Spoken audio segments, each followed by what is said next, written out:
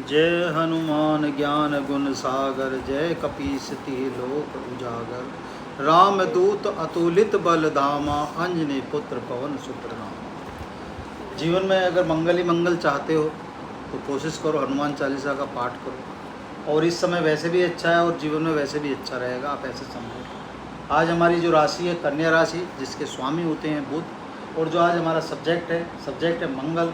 12 जुलाई से 24 अगस्त तक मंगल आ गए हैं आपके काम पर वृषभ राशि में, ठीक है। और जो मंगल का हमें साथ मिलेगा, जो मंगल का हमें हाथ मिलेगा, क्योंकि मंगल क्या है, मंगल हमारे सेनापति हैं, मंगल हमारी पावर है। तो पावर्स को अगर हमें इस्तेमाल करना है, सेनापति का अगर हमें साथ लेना है, तो उसके लिए हमें क्या करना पड़ेगा उसे समझने की कोशिश करते हैं, ठीक है। चलिए, कहाँ पर आए हैं? हमारे धर्म के क्षेत्र में आए हैं, हमारे भाग्य के क्षेत्र में आए हैं, यानी हमारा भाग्य उज्ज्वल करने आए हैं। आप ऐसे समझ सकते हैं। और साथ में कौन विराजमान है? साथ में गुरु भी विराजमान है। गुरु अभी काफ़ी लंबे वक्त तक रहेंगे। कब तक रहेंगे? आप ऐसे समझ सकते हैं, अभी आपके मई तक रहेंगे, 2025 तक रहेंगे, ठीक है। तो गुरु का पूर्ण रूप से साथ मिल रहा है। गुरु से हम धन को देखते हैं, गुरु से हम शिक्षा को देखते हैं, गुरु से बहुत सारी चीज़ें जो हम देखते हैं, जो हमें सीखने को मिलता है, सब गुरु से मिलता है। आप ऐसे समझ सकते हैं, ठीक है। चलिए, दोनों देव गुरु हो गए, आप ऐसे भी समझ सकते हैं। दोनों देव ग्रह हैं, आप ऐसे समझें दोनों। अच्छा, बात कर लेते हैं इनकी 3 दृष्टियों की। जो 3 दृष्टि इनको प्रदान है, वो 3 दृष्टि कहाँ पर पड़ रही हैं? पहले मंगल की बात कर लेते हैं कि मंगल की जो दृष्टि पड़ रही है वो कहाँ पर पड़ रही है, उसे समझने की कोशिश करते हैं, ठीक है। तो पहली दृष्टि पड़ रही है आपके व्यय पर पड़ रही है, आपके द्वादश भाव पर पड़ रही है। द्वादश भाव यानी 12th हाउस, 12वां हाउस, 12वां घर, आप ऐसे कह सकते हैं। यानी जो हमारे खर्चों का घर होता है, हमारे जितने भी कोर्ट कचहरी का घर होता है, हमारी हॉस्पिटलिटी का घर होता है, हमारे जितने विदेश से संबंधित काम होते हैं उनका घर होता है ये, ठीक है। और जो यहाँ राशि विराजमान है, यहाँ राशि हमारी सिंह राशि विराजमान है, जिसके स्वामी आप समझ सकते हैं कौन होते हैं, आपके सूर्यदेव होते हैं, ठीक है। अगर हम 12वें घर के हिसाब से भी देखते हैं तो यहाँ गुरु का भी हमें साथ मिल सकता है। क्यों मिल सकता है? क्योंकि यहाँ मीन राशि आती है आपकी, आप ऐसे समझ सकते हैं, ठीक है। मीन राशि आने का मतलब क्या हुआ? क्योंकि 12वां हाउस हो गया, जिसके स्वामी होते हैं गुरु, तो उसका भी आपको हाथ मिल सकता है, आप ऐसे समझें, ठीक है। चलिए, तो यहाँ पर क्या होगा, यहाँ पर हमें क्या पावर मिल रही है, और साक्षात अपना सूर्यदेव बैठे हैं। सूर्यदेव क्या है, आप ऐसे समझें, सूर्यदेव आपके ग्रहों के राजा है, पिता के कारक भी होते हैं, ठीक है। आपका सम्मान भी होते हैं, आपकी आत्मा भी होती है, और आपका तेज भी होते हैं, ऐसे समझ सकते हैं आप, ठीक है। तो यहाँ इनसे अगर आपको फ़ायदा लेना है तो फ़ायदा लेने का क्या हुआ यहाँ पर लेकिन दोनों ग्रह आपके गर्म हैं, यानी वो भी लाल हैं और ये भी लाल हैं, इनमें भी पावर होगी और ये भी सेनापति होंगे। और जो आपकी राशि के स्वामी हैं, वो आपकी राशि के स्वामी कौन है? आपकी राशि के स्वामी होते हैं बुध, ठीक है। ऐसे समझें आप। अगर यहाँ पर क्या ध्यान रखना है आपको, क्योंकि यहाँ पर हॉस्पिटलिटी भी आती है और यहाँ पर आपका कोर्ट भी आती है, तो यहाँ पर अपनी वाणी को थोड़ा सा संयम बरत के चलना पड़ेगा, अपना धैर्य थोड़ा संभाल के चलना पड़ेगा, अपना तेज और अपनी पावर को थोड़ा सा अंदर रख के चलना पड़ेगा।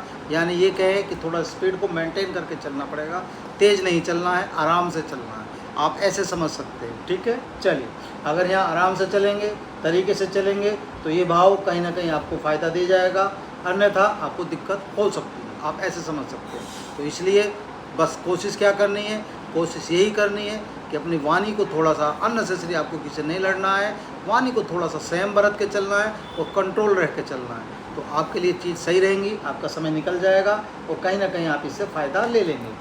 तो अगर आप विदेश का कोई काम लेना चाहते हैं तो वहाँ यहाँ आप कर सकते हैं, और अगर कोई कोर्ट कचहरी का अगर आपका केस अटका हुआ है, अगर संयम रख के चलेंगे तो कहीं ना कहीं आपके फ़ायदे में हो जाएगा, और अननेसेसरी टेंशन लेके चलेंगे तो दिक्कत हो सकती है, ये हम आपको बता दे रहे हैं, ठीक है। चलिए, बात कर लेते हैं उनकी अगली उसकी दृष्टि की।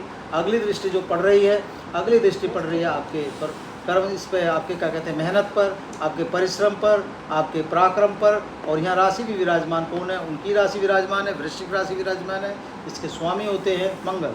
तो यहाँ भी आप इनसे फ़ायदा ले सकते हैं, यहाँ आपको एक पूर्ण रूप से साथ दे सकते हैं, और साथ के साथ गुरु की भी सातवीं दृष्टि यहाँ इनके ऊपर पड़ रही है, आप ऐसे समझें। यानी जो आप मेहनत करेंगे, जो आप परिश्रम करेंगे, जो भी आप यात्राएं करेंगे, और छोटे भाई बहनों का कहीं ना कहीं आपको यहाँ साथ मिल जाएगा, तो क्या होगा, यहाँ कहीं ना कहीं आपको इनसे फ़ायदा ले सकते हैं, आप ऐसे समझ सकते हैं। आपकी मेहनत सही दिशा में जा सकती है, आपकी यात्रा का सही प्रभाव पड़ सकता है, तो यहाँ भी आपके लिए कहीं ना कहीं ठीक रह जाएंगे।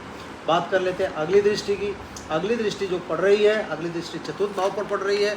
ये भाव आपके किसका होता है? लग्जरियस का होता है। और यहाँ जो राशि विराजमान है, यह राशि विराजमान आपकी कह सकते हैं धनु राशि विराजमान है, जिसके स्वामी होते हैं गुरु बृहस्पति।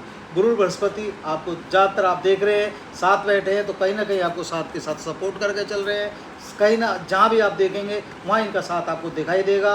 जितने जितने देखिया मैं तेरा ही रूप देखिया, आप ऐसे समझ सकते हैं। तो गुरु आपको कहीं ना कहीं साथ खड़े हैं आपके, आप ऐसे समझ सकते हैं। ठीक है, तो यहाँ भी आपको धनु राशि विराजमान है, जिसके स्वामी गुरु बृहस्पति होते हैं। तो यहाँ भी इनका हाथ मिलेगा, यहाँ भी इनका साथ मिलेगा, आप ऐसे समझ सकते हैं। मान सम्मान भौतिक सुविधा कहीं ना कहीं आप इनसे प्राप्त कर लेंगे। मंगल को हमने फिर आपको बताया, हनुमान चालीसा का आप पाठ निरंतर करते रहें तो आपके लिए सारी चीज़ें आपके फेवर में आती रहेंगी। कोशिश करें मंगल के मंगल अगर आप प्रसाद चढ़ा देते हैं, 5 लड्डू का भोग लगा देते हैं तो उत्तम होगा। और कोशिश करें शनिवार और मंगलवार अगर हनुमान जी का चोला अगर आपने चढ़ा दिया तो आपकी सारी जितने भी आपके झंझट हैं सबसे आपको मुक्ति मिल जाएगी, आप ऐसे समझ सकते हैं। ठीक है, अभी आपके पास वक्त काफ़ी है, 24 अगस्त तक ये रहेंगे। ठीक है, चलिए बात कर लेते हैं गुरु की दृष्टियों की। गुरु की जो पहली दृष्टि पड़ रही है वो आपके स्वयं पर पड़ रही है, यानी आपके आचरण में, आपके व्यवहार में कहीं ना कहीं चेंजिंग आएगा। क्यों आएगा? जब गुरु साक्षात आप पे दृष्टि डाल रहे हैं तो गुरु का कहीं ना कहीं तो जब आगमन होगा, ऊपर से बुध राशि है, यहाँ पर आपके जो स्वामी हैं तो बुध हैं, और ये दोनों आपस में मित्र भी हैं। और बुध क्या है? बुध भी राजकुमार है और बुध भी बुद्धि है, आप ऐसे समझ सकते हैं। तो बुद्धि और बुद्धि को सिखाने वाला भी आ गया। थोड़ा सा सामंजस्य बैठा के चलना है, क्योंकि दोनों ही इंटेलिजेंट हैं, आप ऐसे समझ सकते हैं। ठीक है, तो जो गुरु से सीखने को मिलेगा तो सीखने की कोशिश करें, बस ये आपके लिए फ़ायदामंद होगा। ठीक है, चलिए बात कर लेते हैं अगली दृष्टि की। अगली दृष्टि हमने आपको बता ही दिया कि आपकी जो 7वीं दृष्टि है वो आपके पराक्रम पर पड़ रही है, परिश्रम पर पड़ रही है। तो यहाँ आपको इनसे फ़ायदा ले लेंगे हम। ठीक है, चलिए बात कर लेते हैं अगली दृष्टि की। जो अगली दृष्टि है आपकी 7वीं, आपकी 8वीं 9वीं दृष्टि है वो पड़ रही है आपके संतान पक्ष पर, और संतान को हम गुरु से देखते हैं तो संतान के लिए यहाँ बहुत उत्तम रहेगा और अच्छा रहेगा। और यहाँ जो राशि विराजमान है, यहाँ राशि भी आपकी शनिदेव विराजमान है, मकर राशि विराजमान है, तो आप ऐसे समझ सकते हैं। और न्याय और कर्म जो मेहनत अगर बच्चे करेंगे इस समय तो उन्हें पूर्ण फायदा होगा। और भाग्य का और बुद्धि को भी यहाँ उज्जवल करने का कार्य करेंगे। गुरु की जो दृष्टि पड़ रही है तो भाग्य को भी चमकाने का काम करेंगे और सिखाने का भी काम करेंगे। तो संतान पक्ष से भी आपको कहीं ना कहीं सफलता मिलेगी। और गुरु अभी बहुत समय तक रहेंगे, मई तक रहेंगे। तो जिन लोगों के यहाँ अगर संतान नहीं भी है, आप ऐसे समझ सकते हैं, तो उन्हें भी संतान देने का कार्य गुरु इस समय कर सकते हैं। गुरु बृहस्पति संतान के भी कारक होते हैं, तो आप ऐसे समझ सकते हैं। तो कहीं ना कहीं उनसे ये भी आप फ़ायदा ले सकते हैं। ठीक है, तो ज़्यादातर हमने आपको सारा बता दिया, आपको समझ में आया होगा, आपको अच्छा लगा होगा। अगर अच्छा लगा है तो प्लीज़ लाइक करें, शेयर करें, बटन नहीं दबाया तो प्लीज़ बेल का बटन दबा दें, सब्सक्राइब नहीं करा तो सब्सक्राइब कर दें। ठीक है, जैसे आज तक प्यार करा है, प्रेम करा है, अपना हमेशा लाइक और शेयर, अपना कमेंट से अपना जो भी आपने हमें लिखा है अच्छा ही लिखा है हमेशा, तो जैसे प्यार आज तक करते आ रहे हैं आगे भी दें। प्लीज़ हम आपके आभारी हैं। ठीक है, धन्यवाद।